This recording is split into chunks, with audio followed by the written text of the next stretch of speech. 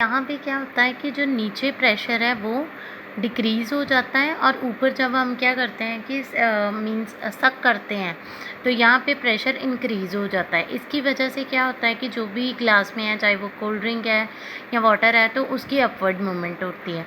Likewise क्या होता है कि जब ट्रांसपिरेशन होती है, ये लीफ है, इसके ऊपर सन की रेजेस पड़ रही हैं, तो इससे क्या होगा कि नीचे जो वाटर है रूट्स में, तो ऊपर प्रेशर इंक्रीज़ हो जाएगा, नीचे बढ़ जाएगा, तो यहाँ पे एक फोर्स जनरेट हो जाएगी जिसे हम बोलते हैं transpiration pull, which help in the absorption of water by the roots.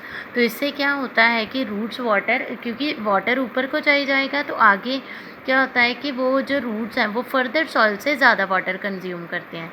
तो ऐसे ही हम करते हैं कि हम कोई भी प्लांट होता है तो पानी हम डालते हैं सॉइल में, तो सॉइल से पानी जो है वो कौन लेता है? रूट्स। सो जब जितनी ज़्यादा ट्रांसपिरेशन होती है उतना ज़्यादा वाटर जो है वो ज़्यादा उसकी अपवर्ड मूवमेंट होती है। So transpiration in turn help in the upward movement of the water.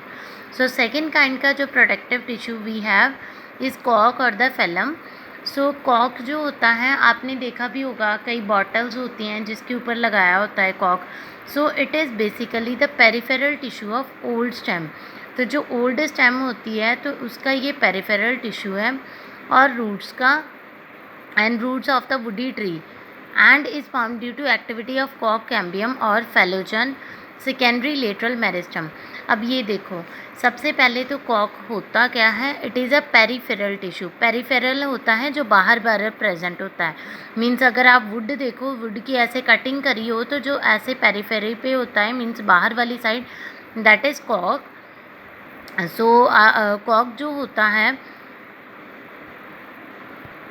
तो ये ओल्ड स्टेम और root of the woody tree, जो वुडी ट्री होती हैं उनकी रूट्स में भी होता है, and is form due to the activity of cork cambium. Now what is this cork cambium? अब ये देखो, यहाँ पे क्या है हमारे पास, ये होता है फेलोजन और इसे हम कॉर्क कैम्बियम भी कहते हैं। तो इसमें जो सेल्स होते हैं, these are of the lateral meristem. तो आपको पता है कि जो लेटरल मेरिस्टम होती है वो गिर्थ बढ़ाती है, मीन्स उसका डायमीटर बढ़ाती है, तो इसको हम फेलोजन भी कहते हैं। तो इसमें होती है लेटरल मेरिस्टम जो आगे डिवाइड करके सेल्स बनाती है। अब ये दोनों तरफ बनाती है, देखो ये आउटर वाली साइड भी होगा, ये इनर। तो ये जो फेलोजन है जब ये डिवाइड करेगी तो अंदर जो सेल्स बनेंगे दैट इज़ फेलम, सॉरी बाहर वाली साइड जो सेल बनेंगे दैट इज़ फेलम, और उसके ऊपर होती है एपिडर्मिस। सो दूसरी तरफ सेल्स बनेंगे दैट इज़ फेलोडर्म, इसके नीचे, और उसके भी अंदर आ जाएगा कॉर्टेक्स। तो इसके अलग अलग लेयर्स होती हैं। So this is phellogen.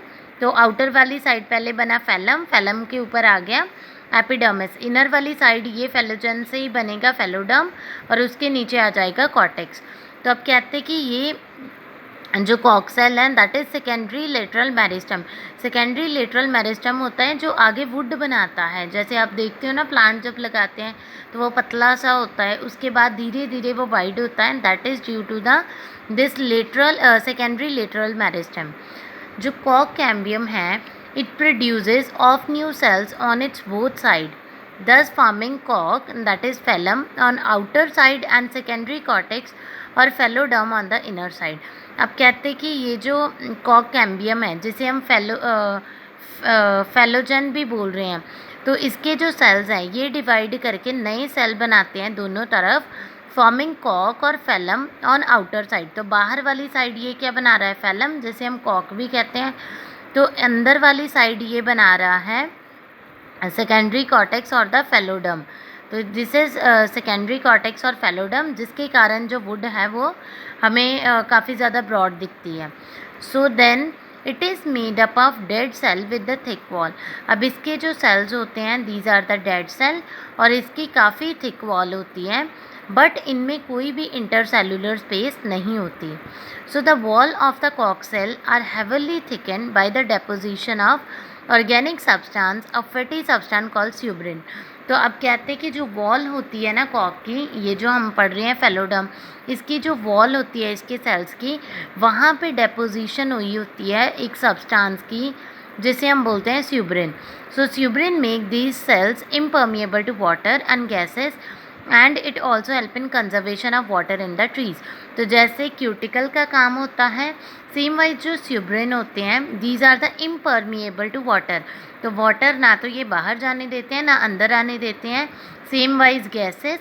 सो इसका बेसिक पर्पस आ जाता है in the conservation of water in the trees.